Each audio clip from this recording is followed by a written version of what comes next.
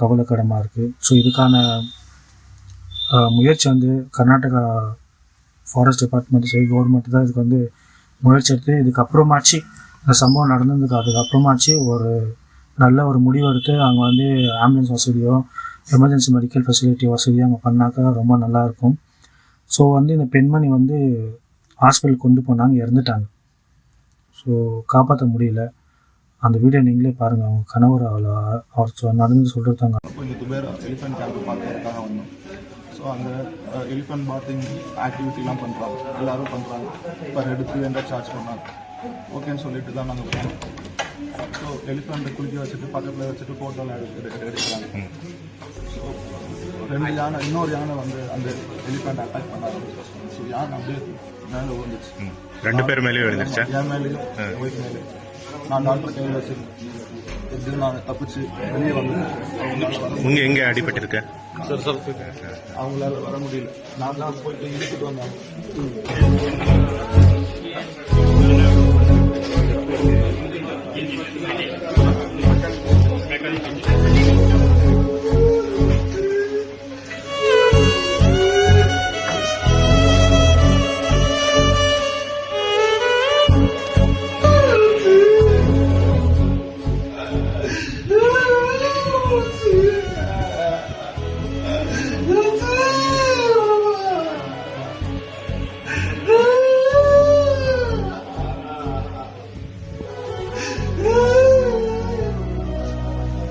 ஒருத்தம்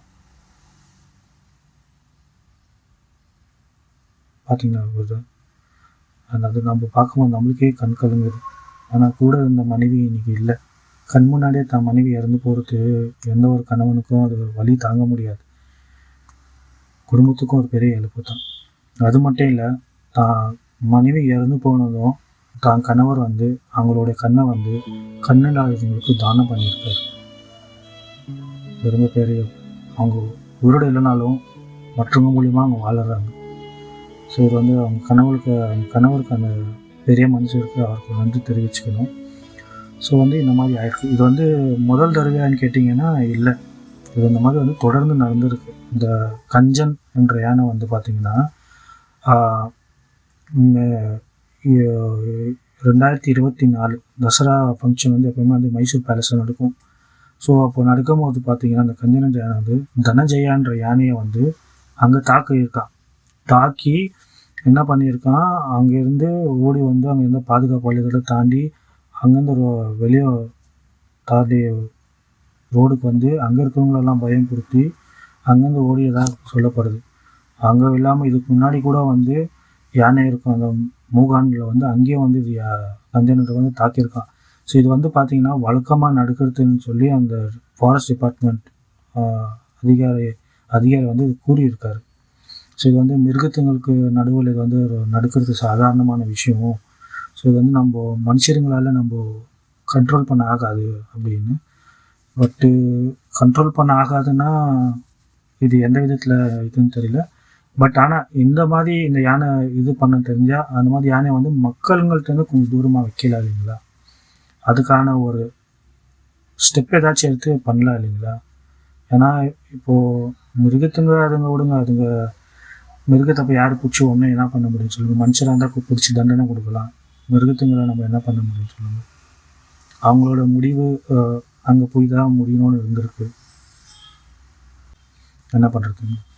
அந்த சம்பவம் நடந்து போச்சு, அவ்வளோதான். அதை பற்றி நம்ம இப்போது இன்னும் மேலும் பேசி பார்க்குறவங்களுக்கும் கொஞ்சம் மனசு வருத்தமாக இருக்கும். ஸோ அதனால் வேண்டாம். ஸோ அது மட்டும் இல்லாமல் அந்த ஃபாரஸ்ட் டிபார்ட்மெண்ட்டை சேர்ந்த இவர் வந்து பார்த்திங்கன்னா டிசிஎஃப் அபிஷேக்ன்றவர் வந்து அந்த குடும்பத்துக்கு இழந்த குடும்பத்துக்கு வந்து ஜோயில் அவங்க குடும்பத்துக்கு வந்து ஃபாரஸ்ட் டிபார்ட்மெண்ட் மூலியமாக வந்து 20 லட்ச ரூபாய் தரத்தை கூறியிருக்காங்க. ஒரு மனுஷோட உயிரோட இழப்பு 20 லட்சம் தாங்களா? அது இருக்கட்ட விடுங்க. ஏதோ அவங்க போனதுக்கு அவங்க ஏதோ நஷ்டஈடாக கொடுக்குறதா அவங்க இது பண்ணுறாங்க. அதுக்கு மேலே நம்ம ஒன்றும் அந்த கவர்மெண்ட்டோட டிசிஷன் இது நம்ம ஒன்றும் பண்ண முடியாது. ஸோ மக்களாகிய உங்கள்கிட்ட நாங்கள் கேட்குறது ஒன்று தான், விழிப்புணர்வோடு இருங்க. நம்ம சுற்றுலா விடுமுறைக்காக நம்ம சுற்றுலா பயணத்துக்கு போகிறது நம்ம இந்த மாதிரி சம்பவம் வந்து நம்ம எப்போ என்ன ஆகுதுன்னு நம்ம சொல்ல முடியாது. அப்படி நடந்த ஒரு விஷயம் தான் இந்த ஜோன்சிக்கு. அவங்க எதிர்பார்க்கல அங்கே போய் அவங்களோட மரணம் ஆகுன்ட்டுன்னு. ஸோ அவங்க குடும்பத்துக்கு இது ஒரு பெரிய இழப்பு. ஏன்னா ஒரு பெண் குழந்தையை வளர்க்குறது, தாயெல்லாம் வளர்க்குறது எவ்வளோ கஷ்டம்னு எல்லாருக்கும் தெரியும். ஸோ இதுக்கப்புறம் சுற்றுலா பயணத்துக்கு போகிற நம்ம மக்கள் வந்து விழிப்புணர்வோடு இருங்க. மெயின் இந்த வாட்டர் ஃபால்ஸு, ஆற்றுல ஆடுறது, குளங்கள் ஆடுறது, இன்னொன்று அந்த மாதிரி மிருகத்துங்கள்கிட்ட போய் ஃபோட்டோ பிடிக்கிறது, அந்த மாதிரி பகுதியிலலாம் வந்து ரொம்ப எச்சரிக்கையாக இருங்க. முடிஞ்ச அளவுக்கு நீர்வீழ்ச்சிக்கிட்டே சரி, ஆற்றுங்க குளத்துங்களும் சரி, முடிஞ்ச அளவுக்கு ரொம்ப ஆழமான பகுதிக்கு போகாமல் முன்னாடி இருந்து ஆடிட்டு வாங்க. ஏன்னா அடிப்பட்டால் மருந்து போட்டு காயத்தை சரி பண்ணிக்கலாங்க, உயிர் போச்சுன்னா திரும்பி வராது. அதனால் முடிஞ்ச அளவுக்கு பாதுகாப்போடு இருங்க. இந்த வீடியோ உங்களுக்கு பிடிச்சிருந்தா இந்த வீடியோக்கு ஒரு லைக் போடுங்க, நிறைய பேருக்கு ஷேர் பண்ணுங்கள். ஒரு சோஷியல் அவேர்னஸாக இருக்கட்டும். நீங்களும் பத்திரமா இருங்க. உங்களை அடுத்த வீடியோ நான் சந்திக்கும் வரை நன்றி, வணக்கம்.